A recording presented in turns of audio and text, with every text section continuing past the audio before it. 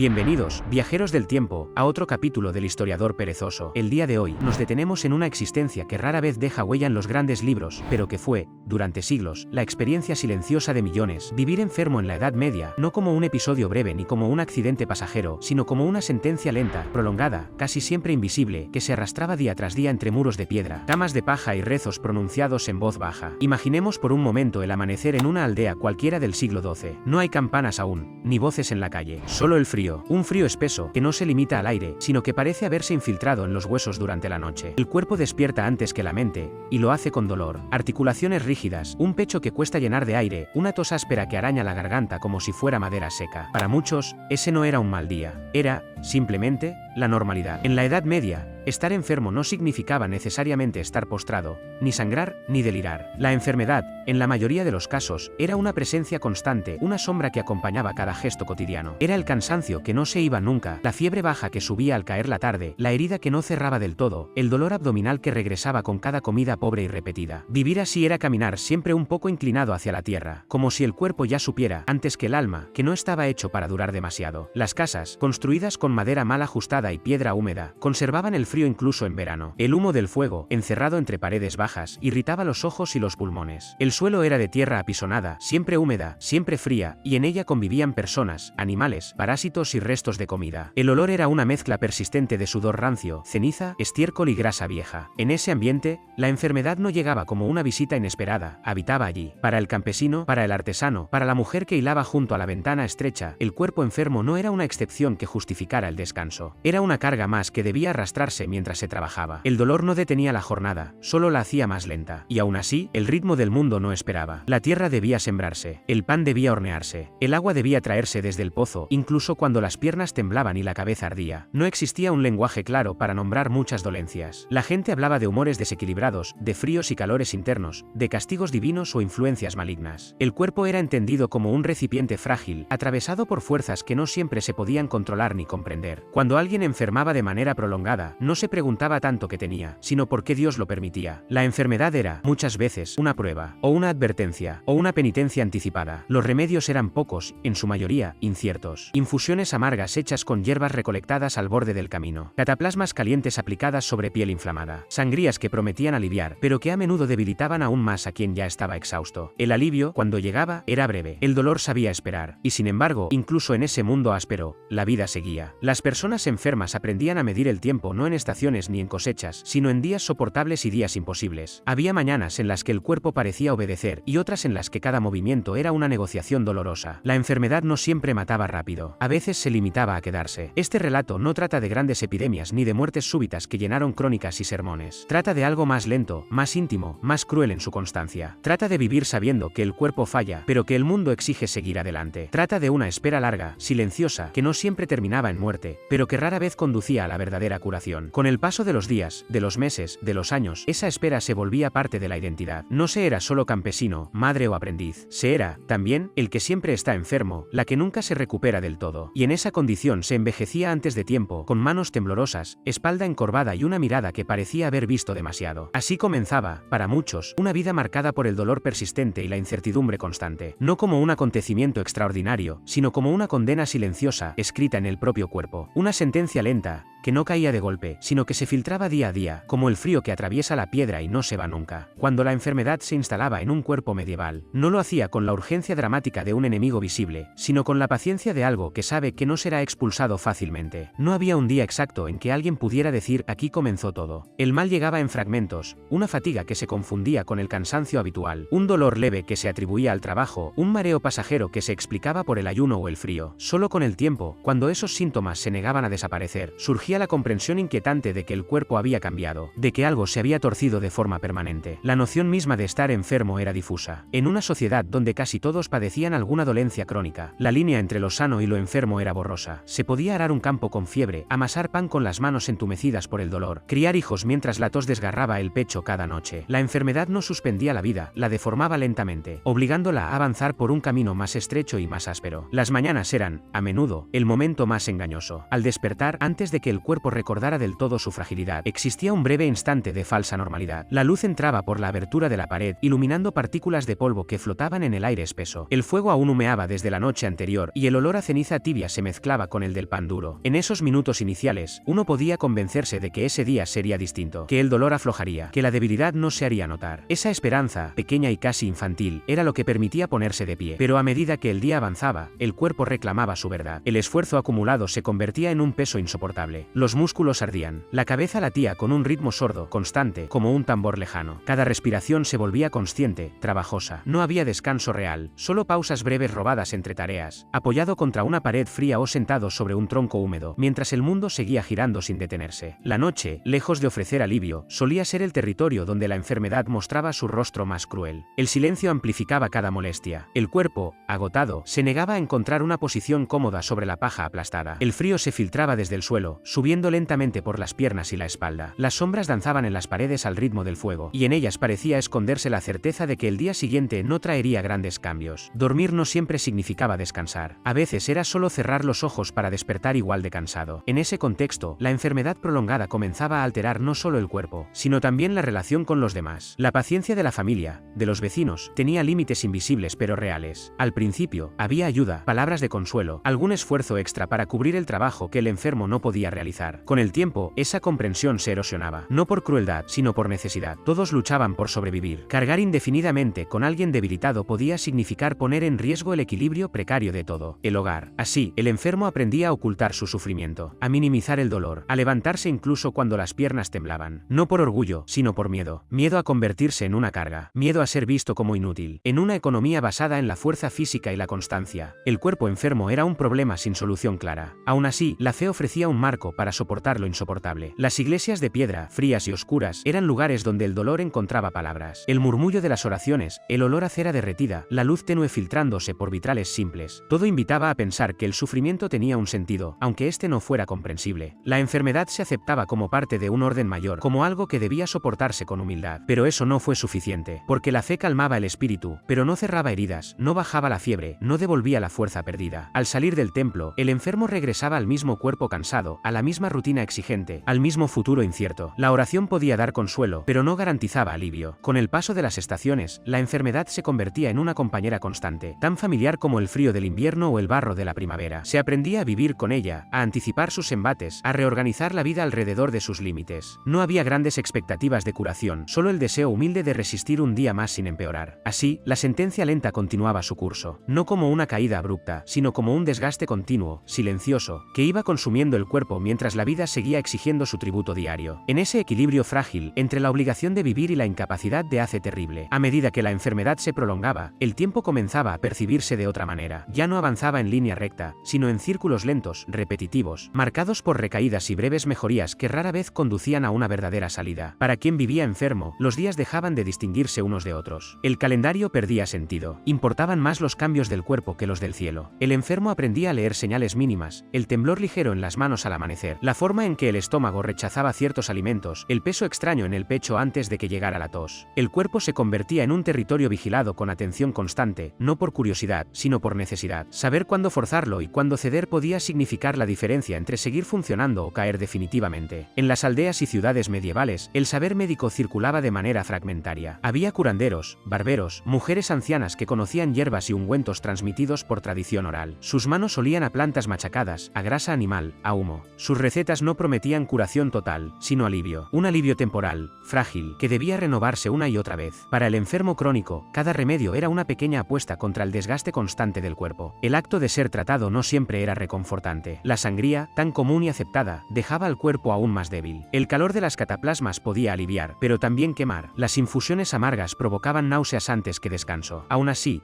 se aceptaban, porque hacer algo, cualquier cosa, parecía mejor que resignarse por completo. El dolor, cuando no se combate, tiende a ocuparlo todo. El entorno no ayudaba. El agua, a menudo contaminada, agravaba enfermedades intestinales que nunca terminaban de desaparecer. La comida, escasa y monótona, debilitaba cuerpos ya comprometidos. Pan duro, gachas espesas, verduras hervidas hasta perder todo sabor. Comer era una necesidad, no un placer. Para el enfermo, cada bocado podía ser tanto sustento como amenaza. Las estaciones marcaban cambios bruscos en la intensidad del sufrimiento. El invierno era especialmente cruel. El frío penetraba en los huesos, haciendo que dolores antiguos despertaran con más fuerza. Las infecciones respiratorias se volvían persistentes. La falta de luz acentuaba el cansancio, y el encierro forzado por el clima estrechaba aún más el mundo. El fuego, escaso y valioso, se convertía en el centro de la casa, y alrededor de él se reunían cuerpos cansados, respirando el mismo aire pesado. En primavera y verano, el alivio era parcial. El calor traía consigo nuevos males, infecciones, fiebres, heridas que supuraban con mayor facilidad. Los insectos proliferaban, el trabajo aumentaba, y con él,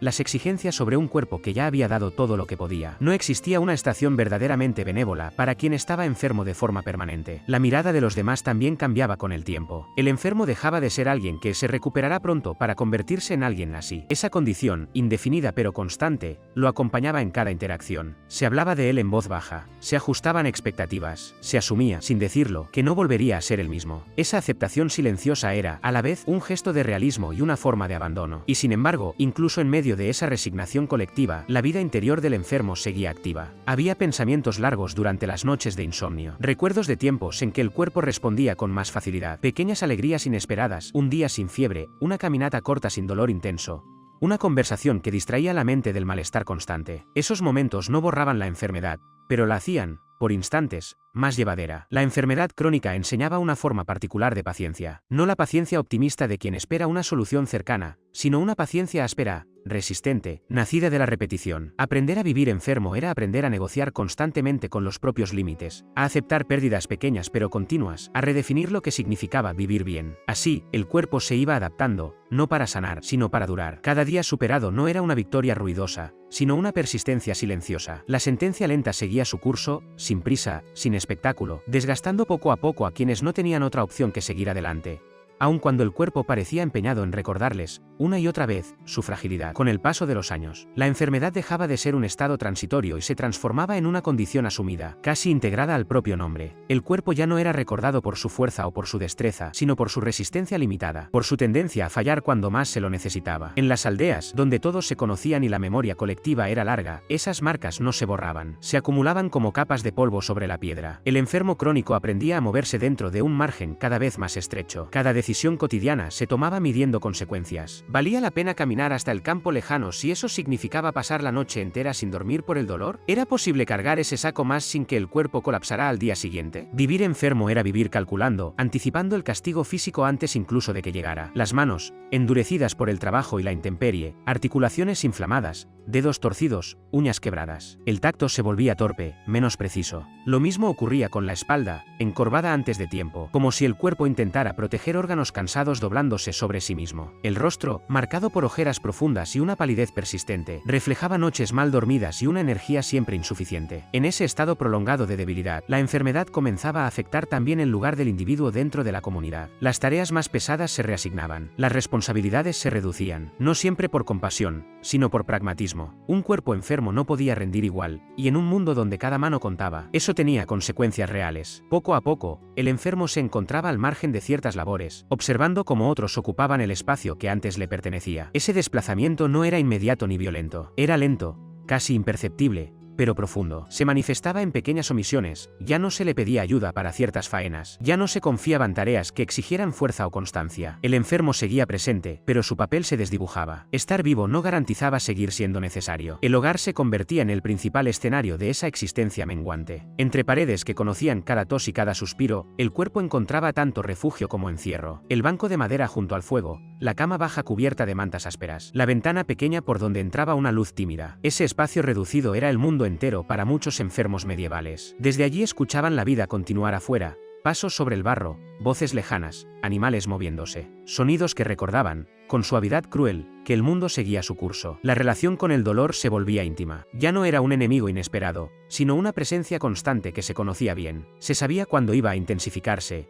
qué movimientos lo despertaban, qué horas del día eran más difíciles. Esa familiaridad no lo hacía menos duro, pero sí más predecible, y en esa previsibilidad había una forma extraña de control. Aún así, había días en que el cuerpo sorprendía, momentos breves en los que la energía regresaba lo suficiente como para realizar una tarea olvidada.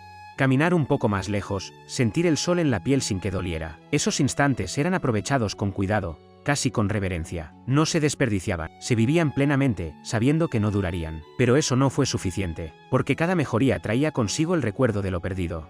El contraste entre lo que el cuerpo podía hacer antes y lo que apenas lograba ahora hacía más evidente la caída. La enfermedad no solo robaba fuerza, robaba también la imagen que uno tenía de sí mismo. El enfermo debía aprender a mirarse de nuevo, a reconocerse en un cuerpo distinto, más frágil, más limitado. Con el tiempo, esa aceptación forzada moldeaba el carácter. Algunos se volvían silenciosos, retraídos, como si conservaran la energía incluso en las palabras. Otros desarrollaban una paciencia profunda, casi filosófica, nacida de la repetición constante del malestar. No era sabiduría aprendida en libros, sino una comprensión práctica de los límites humanos. Así, la sentencia lenta seguía avanzando, no siempre hacia la muerte inmediata, sino hacia una forma de vida reducida, contenida, marcada por renuncias diarias. Vivir enfermo en la Edad Media era aprender a existir en ese espacio estrecho, entre lo que el cuerpo permitía y lo que el mundo exigía, sosteniendo el equilibrio precario con una resistencia silenciosa que rara vez fue registrada, pero que sostuvo generaciones enteras. A medida que el cuerpo se debilitaba, la mente buscaba explicaciones.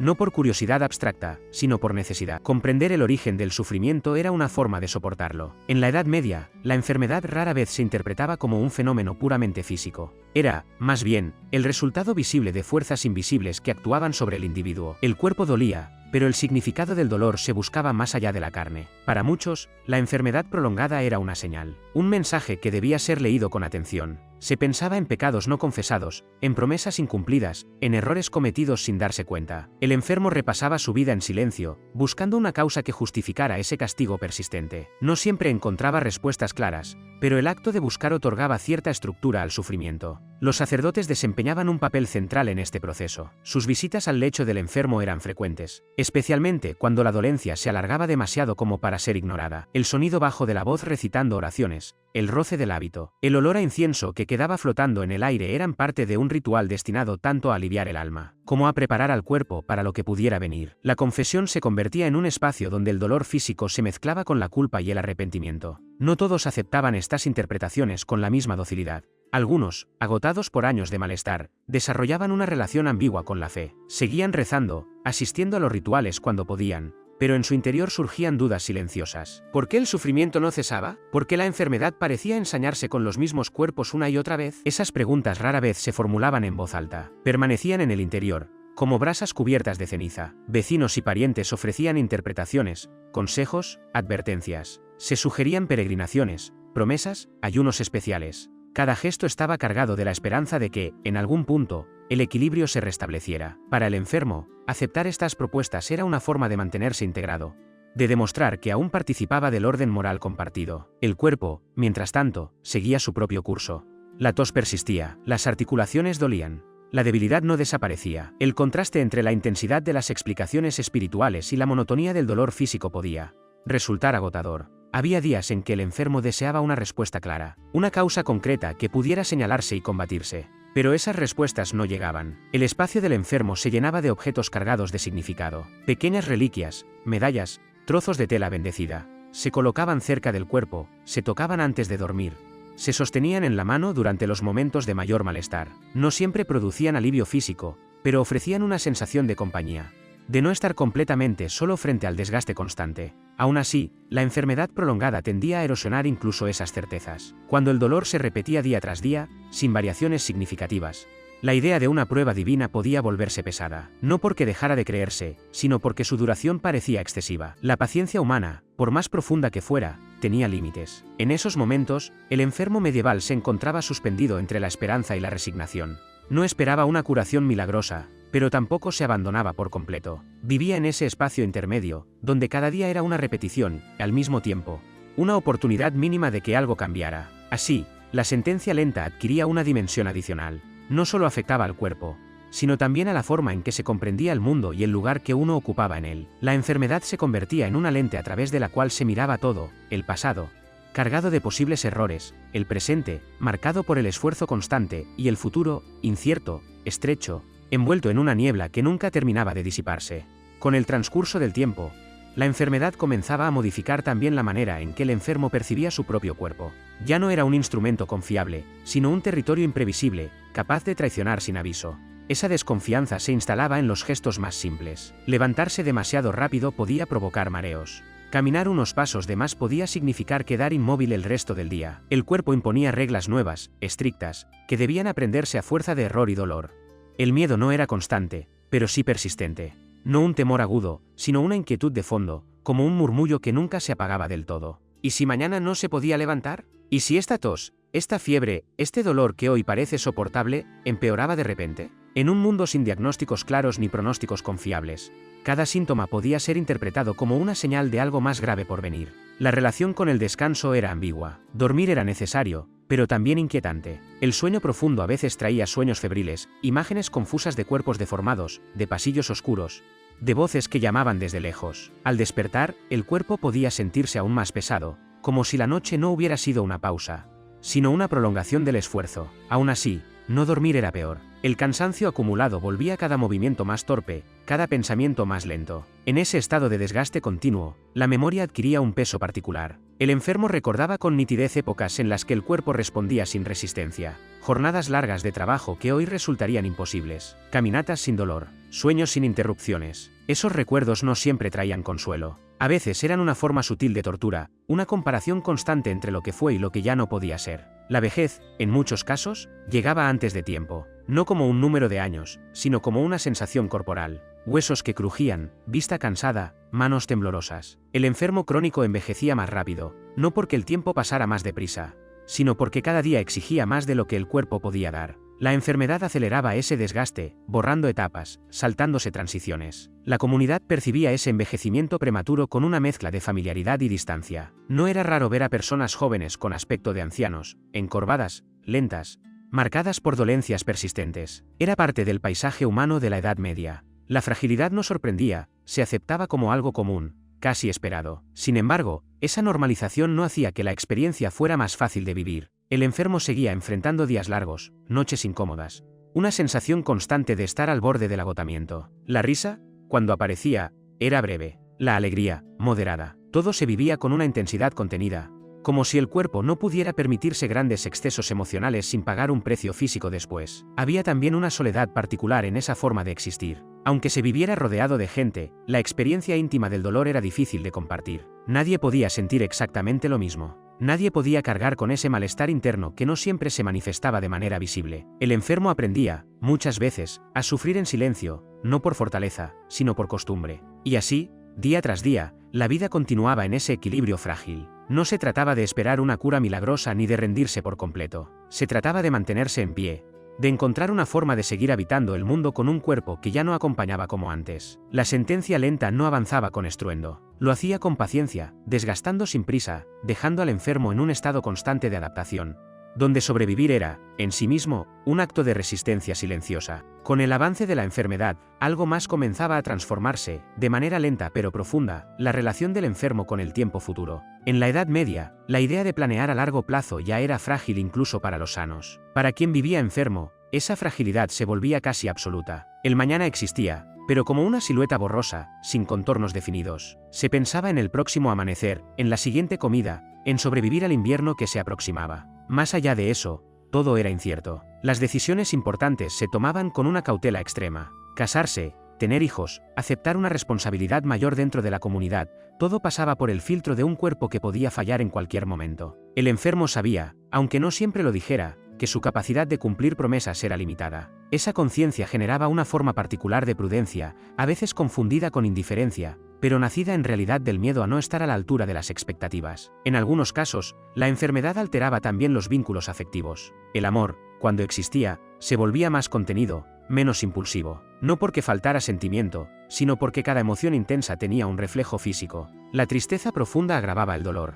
La alegría excesiva agotaba las pocas reservas de energía. El enfermo aprendía a sentir con cuidado, a dosificar incluso aquello que le daba consuelo. El contacto físico, tan necesario como complejo, se volvía ambiguo. Un abrazo podía reconfortar, pero también provocar dolor. Compartir el lecho podía ser una fuente de calor y compañía, pero también de incomodidad constante. La enfermedad obligaba a renegociar gestos cotidianos que para otros eran simples. Nada se daba por sentado. En la soledad de las horas largas, cuando el trabajo ya no reclamaba atención y el cuerpo pedía descanso, la mente vagaba. Pensamientos que durante el día se mantenían a raya emergían con claridad. La posibilidad de una muerte cercana, aunque no inmediata, se insinuaba sin dramatismo. No como un evento repentino, sino como una consecuencia lógica de un cuerpo que llevaba demasiado tiempo resistiendo. La muerte, en ese contexto, no siempre era temida. A veces se la pensaba como un descanso definitivo, una liberación del peso constante de la carne enferma. Pero esa idea coexistía con el apego a la vida. Incluso en condiciones duras, la vida ofrecía pequeños anclajes,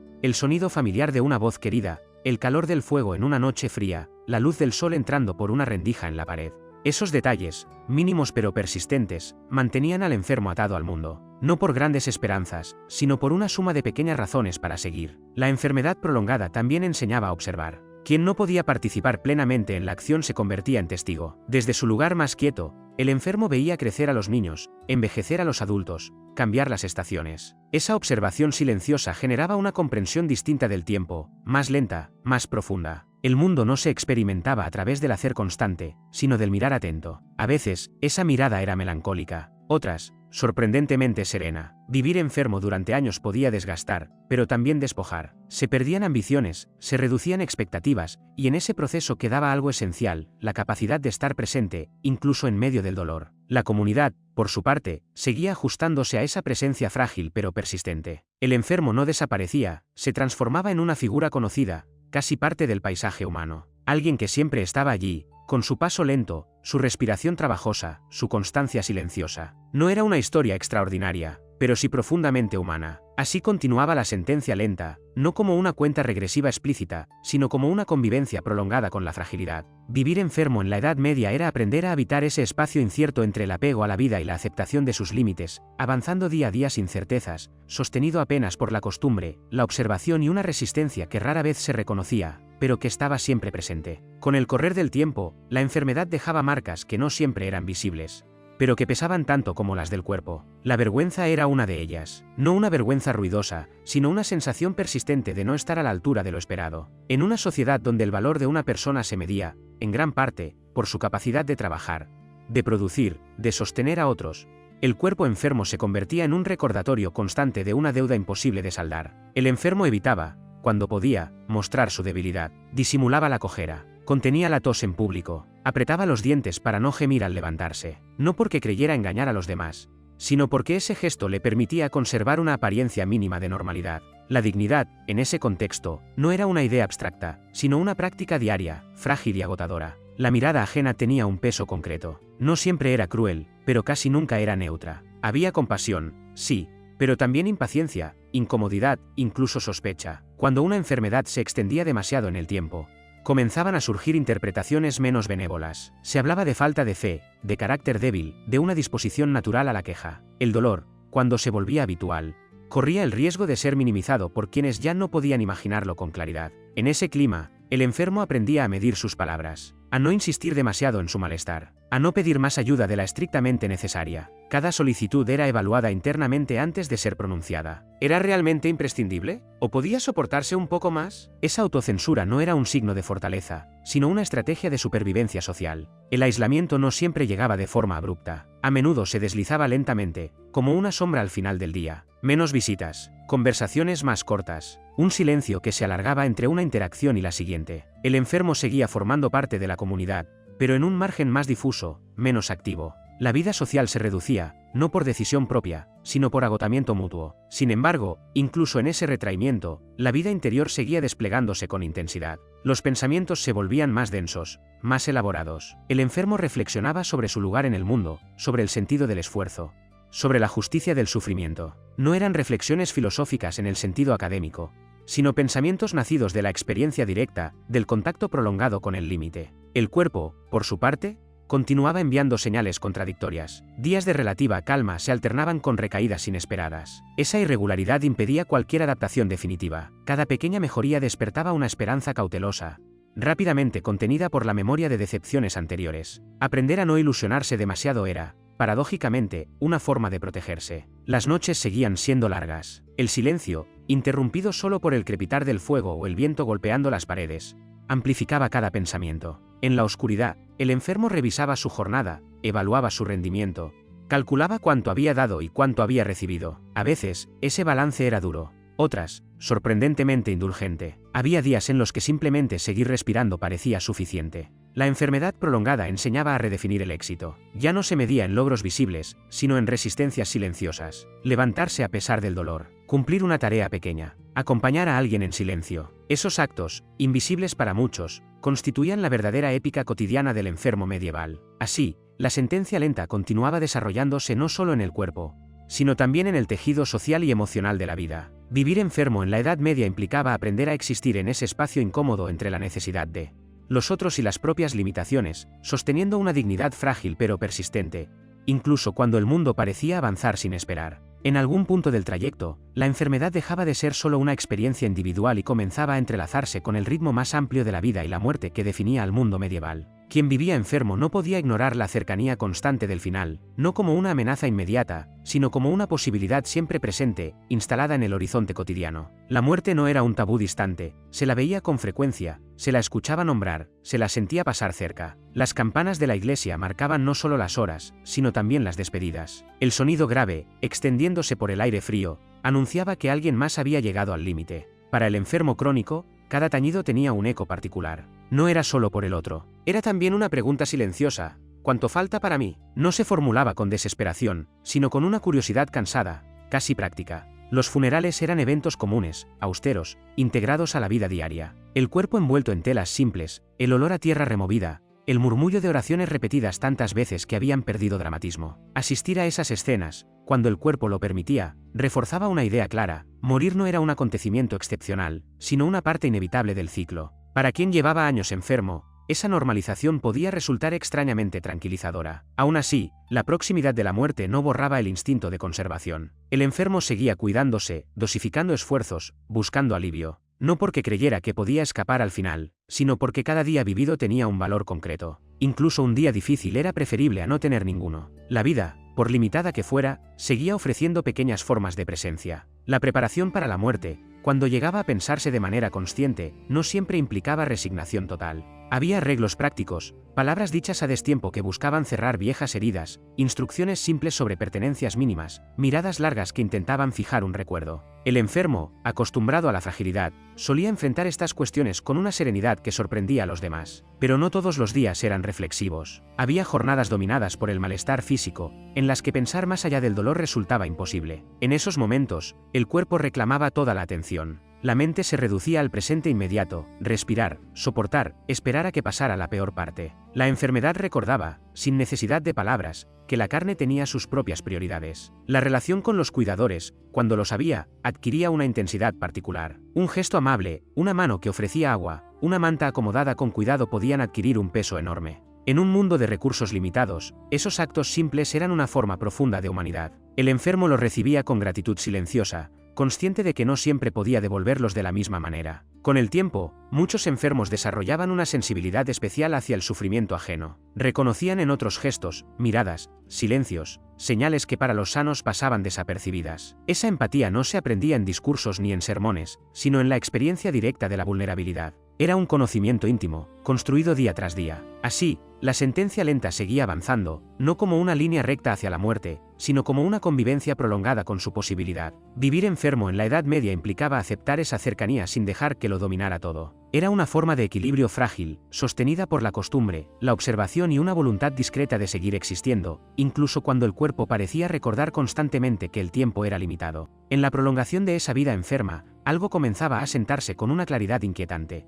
La enfermedad no era un paréntesis, sino una forma completa de existir. Ya no se vivía a pesar del mal, sino dentro de él. Cada gesto, cada pensamiento, cada relación estaba atravesada por esa condición persistente, como si el cuerpo hubiese redefinido las reglas básicas de la experiencia humana. El paso del tiempo no traía necesariamente un empeoramiento constante, pero sí una acumulación. El cansancio se superponía al cansancio. El dolor nuevo se sumaba al antiguo. El cuerpo guardaba memoria de cada esfuerzo mal pagado. Incluso los días tranquilos estaban teñidos por una vigilancia constante, por la conciencia de que esa calma podía romperse sin aviso. La enfermedad enseñaba a no confiar demasiado en la estabilidad. Muchos enfermos desarrollaban una relación particular con el silencio. No el silencio impuesto, sino el elegido. Hablar demasiado agotaba. Explicar el propio estado, justificar límites, responder preguntas repetidas desgastaba más que callar. El silencio se convertía en un refugio donde el cuerpo podía existir sin ser interrogado. sin tener que demostrar nada. En ese espacio silencioso, la respiración encontraba un ritmo más llevadero. La percepción del propio valor cambiaba. En un mundo que premiaba la fuerza y la productividad, el enfermo debía construir su dignidad con otros materiales. La constancia, la paciencia, la capacidad de escuchar, la presencia discreta adquirían un peso nuevo. No eran virtudes celebradas públicamente, pero sostenían vínculos reales. Quien no podía hacer mucho, a veces podía estar. Y ese estar, silencioso y atento, no era menor. El cuerpo enfermo también alteraba la relación con el espacio. Las distancias se medían en esfuerzo, no en pasos. Un trayecto corto podía parecer interminable. Una habitación fría podía convertirse en un obstáculo. La arquitectura medieval, con sus escaleras empinadas, sus suelos irregulares, sus calles embarradas, no estaba hecha para cuerpos frágiles. Cada desplazamiento era una negociación con el entorno. En ese contexto, el hogar adquiría un valor central. No como lugar de comodidad plena, sino como territorio conocido. Cada rincón tenía su lógica, donde sentarse sin que doliera tanto, donde llegaba mejor el calor del fuego, donde entraba menos el viento. El enfermo conocía su espacio como se conoce un cuerpo ajeno, con atención constante, anticipando reacciones, evitando errores. La enfermedad prolongada también transformaba la relación con la espera. Esperar no era solo aguardar un resultado, sino una forma de ocupar el tiempo. Esperar a que bajara la fiebre, esperar a que pasara el dolor, esperar a tener fuerzas suficientes para levantarse. Esa espera no siempre estaba cargada de esperanza, pero sí de resistencia. Era un tiempo suspendido, denso, donde cada minuto se sentía con claridad. A veces, en medio de esa rutina marcada por el malestar, aparecían instantes de una lucidez inesperada. Pensamientos claros, tranquilos, que no buscaban grandes respuestas. Una aceptación simple del estado de las cosas, no como resignación absoluta, sino como un descanso momentáneo de la lucha interna. Esos momentos eran breves, pero dejaban una huella profunda. La comunidad, aunque seguía su curso, se adaptaba a esa presencia constante del enfermo. Ya no se esperaba que cambiara, se aceptaba su ritmo lento, sus ausencias, sus limitaciones. Esa aceptación no siempre era explícita, pero se manifestaba en pequeños gestos: no insistir, no apurar, no exigir explicaciones. En un mundo duro, eso era una forma discreta de cuidado. Así continuaba la sentencia lenta, no como una caída final, sino como una vida sostenida en equilibrio precario. Vivir enfermo en la Edad Media era aprender a habitar un cuerpo que imponía límites estrictos, a encontrar sentido en lo mínimo y a persistir sin grandes promesas, día tras día, mientras el tiempo avanzaba con su paso indiferente. Llegado cierto punto, la enfermedad dejaba de sentirse como algo que avanzaba y comenzaba a percibirse como un estado estable, una meseta áspera en la que el cuerpo parecía haberse detenido. No había una caída inmediata, pero tampoco una recuperación posible. El enfermo vivía en ese terreno intermedio, donde cada día era parecido al anterior, y sin embargo nunca idéntico. Siempre había una variación mínima, un dolor nuevo, una fatiga distinta, una noche un poco peor que la anterior. Esa estabilidad frágil generaba una forma particular de cansancio, más profunda que el físico. Era un cansancio del alma, difícil de nombrar, nacido de la repetición constante. No se trataba solo de sufrir, sino de saber que se sufriría de nuevo, sin una fecha clara de final. La enfermedad prolongada enseñaba que el desgaste no siempre venía de los picos de dolor, sino de su persistencia. En ese estado, la esperanza se transformaba. Ya no era la expectativa de sanar, sino algo más discreto y concreto. Esperar que el día no empeorara. Esperar poder dormir algunas horas seguidas. Esperar conservar la lucidez suficiente para mantener una conversación sin agotarse. La esperanza se volvía pequeña, casi invisible, pero no por eso menos necesaria. El cuerpo, al estar siempre presente como límite, moldeaba también el carácter. Muchos enfermos desarrollaban una sobriedad emocional notable, no porque no sintieran, sino porque habían aprendido que cada exceso tenía un costo. La ira exacerbaba el dolor, la angustia cerraba el pecho, la exaltación agotaba las pocas reservas que quedaban. Sentir con moderación era una forma de cuidado. Las palabras también se volvían más escasas y más precisas. El enfermo hablaba cuando era necesario, cuando algo realmente lo ameritaba. No desperdiciaba energía en discursos largos ni en explicaciones inútiles.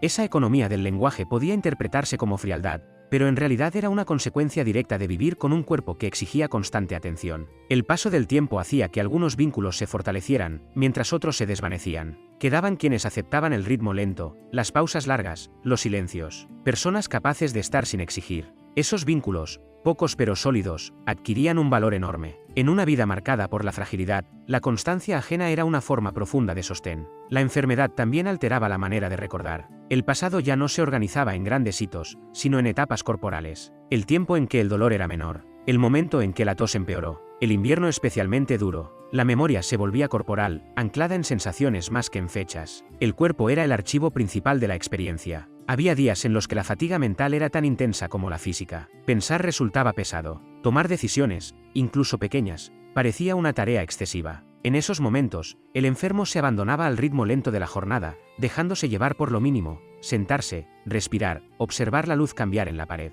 No era pasividad, sino una forma de supervivencia. La cercanía constante del malestar producía, en algunos, una relación distinta con la compasión. No una compasión sentimental, sino una comprensión silenciosa del dolor ajeno. Ver a otro sufrir, aunque fuera por causas distintas, despertaba una resonancia inmediata. El enfermo reconocía gestos, silencios, miradas. Sabía cuándo no hacer preguntas, cuándo simplemente estar. Así, la sentencia lenta seguía desplegándose no como un drama continuo, sino como una vida contenida, marcada por una resistencia discreta. Vivir enfermo en la Edad Media implicaba aprender a sostenerse en ese cansancio profundo sin perder del todo la conexión con el mundo, aceptando que la fortaleza no siempre se manifiesta en grandes gestas, sino en la capacidad de permanecer, día tras día, dentro de un cuerpo que nunca terminaba de conceder tregua. Llegado cierto punto, la enfermedad dejaba de sentirse como algo que avanzaba y comenzaba a percibirse como un estado estable, una meseta áspera en la que el cuerpo parecía haberse detenido. No había una caída inmediata, pero tampoco una recuperación posible. El enfermo vivía en ese terreno intermedio, donde cada día era parecido al anterior, y sin embargo nunca idéntico. Siempre había una variación mínima, un dolor nuevo, una fatiga distinta, una noche un poco peor que la anterior.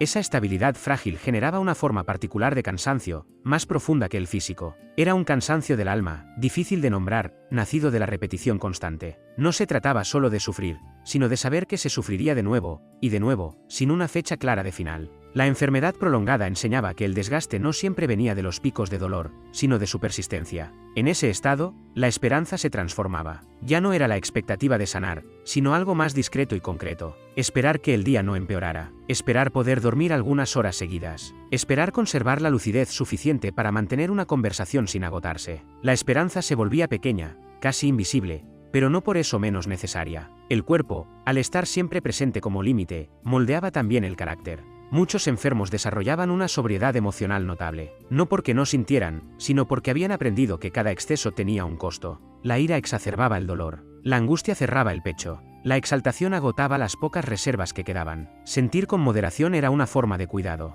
Las palabras también se volvían más escasas y más precisas. El enfermo hablaba cuando era necesario, cuando algo realmente lo ameritaba. No desperdiciaba energía en discursos largos ni en explicaciones inútiles. Esa economía del lenguaje podía interpretarse como frialdad, pero en realidad era una consecuencia directa de vivir con un cuerpo que exigía constante atención. El paso del tiempo hacía que algunos vínculos se fortalecieran, mientras otros se desvanecían. Quedaban quienes aceptaban el ritmo lento, las pausas largas, los silencios. Personas capaces de estar sin exigir. Esos vínculos, pocos pero sólidos, adquirían un valor enorme. En una vida marcada por la fragilidad, la constancia ajena era una forma profunda de sostén. La enfermedad también alteraba la manera de recordar. El pasado ya no se organizaba en grandes hitos, sino en etapas corporales. El tiempo en que el dolor era menor, el momento en que la tos empeoró, el invierno especialmente duro. La memoria se volvía corporal, anclada en sensaciones más que en fechas. El cuerpo era el archivo principal de la experiencia. Había días en los que la fatiga mental era tan intensa como la física. Pensar resultaba pesado. Tomar decisiones, incluso pequeñas, parecía una tarea excesiva. En esos momentos, el enfermo se abandonaba al ritmo lento de la jornada, dejándose llevar por lo mínimo, sentarse, respirar, observar la luz cambiar en la pared. No era pasividad, sino una forma de supervivencia. La cercanía constante del malestar producía, en algunos, una relación distinta con la compasión. No una compasión sentimental, sino una comprensión silenciosa del dolor ajeno. Ver a otro sufrir, aunque fuera por causas distintas, despertaba una resonancia inmediata. El enfermo reconocía gestos, silencios, miradas. Sabía cuándo no hacer preguntas, cuándo simplemente estar. Así, la sentencia lenta seguía desplegándose no como un drama continuo, sino como una vida contenida, marcada por una resistencia discreta. Vivir enfermo en la Edad Media implicaba aprender a sostenerse en ese cansancio profundo sin perder del todo la conexión con el mundo, aceptando que la fortaleza no siempre se manifiesta en grandes gestas, sino en la capacidad de permanecer, día tras día, dentro de un cuerpo que nunca terminaba de conceder tregua. En la etapa final de esa convivencia prolongada con la enfermedad, algo comenzaba a cambiar de manera sutil pero irreversible. No siempre había un empeoramiento claro, ni una señal inequívoca de que el final estuviera cerca. Lo que se transformaba era la relación con el propio desgaste. El cuerpo ya no se percibía como algo que podía mejorar o estabilizarse, sino como un territorio que había sido recorrido casi por completo. conocido en cada una de sus fallas y silencios. El enfermo reconocía sus límites con una precisión casi instintiva. Sabía cuánto podía caminar antes de que el aire se volviera insuficiente, cuánto podía hablar antes de que la voz se quebrara, cuántas horas podía permanecer despierto antes de que la mente se nublara. Esa precisión no ofrecía consuelo, pero sí evitaba sorpresas. El cuerpo, al menos, era predecible en su fragilidad. Las fuerzas, siempre escasas, se administraban con un cuidado extremo. No había lugar para esfuerzos innecesarios. Cada acción debía justificar su costo. Incluso el pensamiento se volvía selectivo. El enfermo dejaba de preguntarse cosas que no podía resolver y se concentraba en lo inmediato, en lo tangible. La vida se estrechaba, pero dentro de ese espacio reducido se volvía más clara. El mundo exterior seguía llegando, aunque de forma amortiguada. Noticias de nacimientos, de disputas, de cosechas buenas o malas, cambios en la comunidad que el enfermo observaba desde su lugar fijo, como si estuviera ligeramente apartado del flujo principal del tiempo. Esa distancia no siempre era dolorosa. A veces permitía una perspectiva más serena, menos atrapada en la urgencia. La cercanía constante con el cansancio producía una forma particular de honestidad. El enfermo ya no tenía energía para fingir, para sostener máscaras sociales innecesarias. Las palabras que se decían eran pocas, pero sinceras. Los gestos, medidos, pero auténticos. En esa desnudez emocional, algunos vínculos se profundizaban. Otros, simplemente, se apagaban sin conflicto. El cuerpo comenzaba a pedir más quietud. No como imposición violenta, sino como una inclinación natural. Sentarse más tiempo. Permanecer cerca del fuego. Dejar pasar actividades que antes, incluso enfermo, se intentaban realizar. Esa quietud no era abandono, sino una respuesta lógica a un organismo que había dado todo lo que podía durante años. La noción de legado, aunque modesta, aparecía de forma discreta. No se pensaba en grandes obras ni en recuerdos duraderos. Bastaba con haber estado presente para alguien, haber cumplido con lo posible, haber resistido sin amargarse del todo. En un mundo donde la vida era dura incluso para los sanos, llegar hasta allí ya era algo. Los días transcurrían con una lentitud casi uniforme. El dolor, cuando aparecía, era conocido. La fatiga, esperada. Ya no había una lucha constante contra el estado del cuerpo, sino una coexistencia resignada, casi pactada. El enfermo sabía que exigir más no traería beneficio alguno. Aprendía, por necesidad, a no empujar. En esa fase, la muerte dejaba de ser una idea abstracta y se convertía en una posibilidad integrada. Sin dramatismo excesivo. No se la llamaba, pero tampoco se la rechazaba con desesperación. Estaba allí, como una puerta que algún día se abriría. Mientras tanto, el cuerpo seguía respirando, el fuego seguía encendiéndose cada mañana.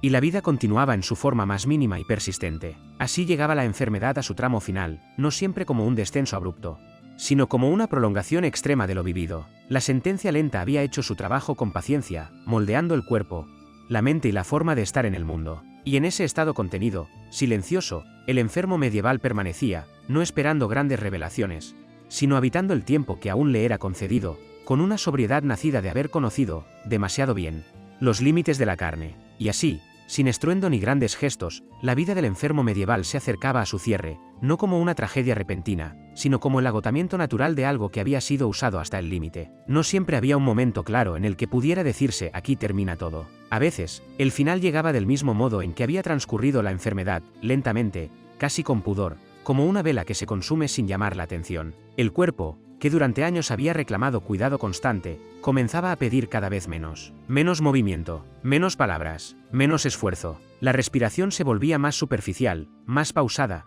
como si el organismo estuviera aprendiendo a retirarse sin resistencia. No siempre había dolor intenso. En muchos casos, lo que predominaba era un cansancio profundo, definitivo, distinto de todos los anteriores. Un cansancio que ya no pedía alivio, solo quietud. El entorno, familiar hasta en sus asperezas, permanecía igual. Las paredes de piedra seguían frías. El fuego seguía encendiéndose cada mañana. El humo seguía dejando su marca en el techo ennegrecido. La vida alrededor no se detenía. Alguien traía agua. Alguien acomodaba una manta. Alguien se sentaba cerca, sin hablar. En esos gestos simples, repetidos durante años, se concentraba toda la humanidad que el mundo medieval podía ofrecer. Para quien había vivido enfermo tanto tiempo, la muerte no siempre era un quiebre violento. A menudo era una continuidad. El cuerpo, ya acostumbrado a ceder, simplemente cedía un poco más. La conciencia se retiraba del mismo modo en que lo había hecho la fuerza física, gradualmente, sin grandes declaraciones. No había promesas de gloria ni certezas luminosas. Solo el fin del esfuerzo constante de sostener un cuerpo que había pedido demasiado.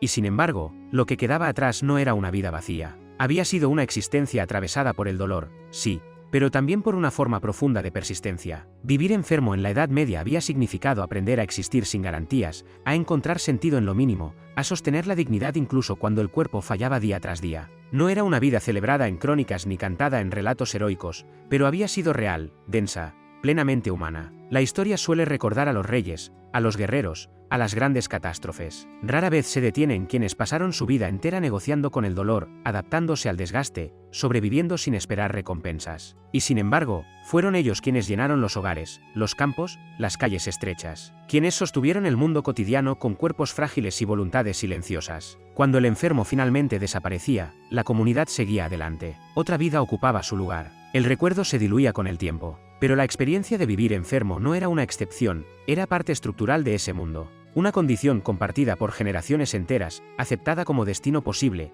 casi inevitable. Vivir enfermo en la Edad Media fue, para muchos, una sentencia lenta. No escrita en documentos ni dictada por jueces, sino grabada en el cuerpo mismo. Una sentencia que no siempre terminó en desesperación, sino en una forma austera de sabiduría, la de saber que la vida no se mide solo por su duración ni por su fuerza, sino por la capacidad de permanecer, incluso cuando todo parece conspirar para que uno desaparezca. Y con ese pensamiento, dejamos atrás las sombras frías de ese pasado distante, llevando con nosotros el eco silencioso de quienes vivieron, respiraron y resistieron en cuerpos cansados, recordándonos que la fragilidad, lejos de ser una anomalía, ha sido siempre una de las condiciones fundamentales de lo humano.